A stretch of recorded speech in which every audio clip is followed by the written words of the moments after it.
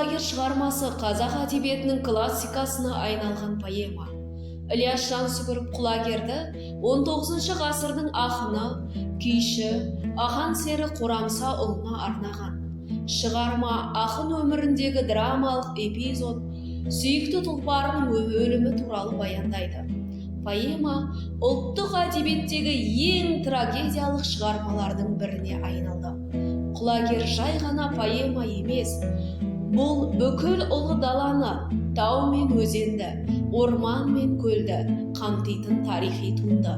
Поэмада көптеген кейіпкерлер, барлық рулар мен әлеуметтік топтардың өкілдері бар.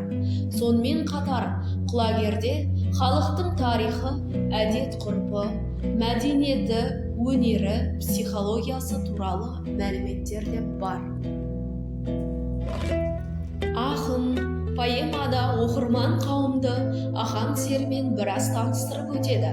Бұл ретте ақан серіге кең көлемде мінездеме берген.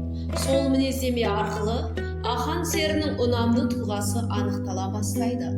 Ақан мен батыраш айқасының нәтижесі поэманың соңында аян болады.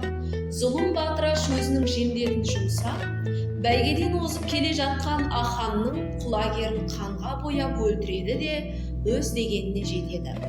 Аханның жанын жаралап өшпес қайғы қасіретке көміп тастайды.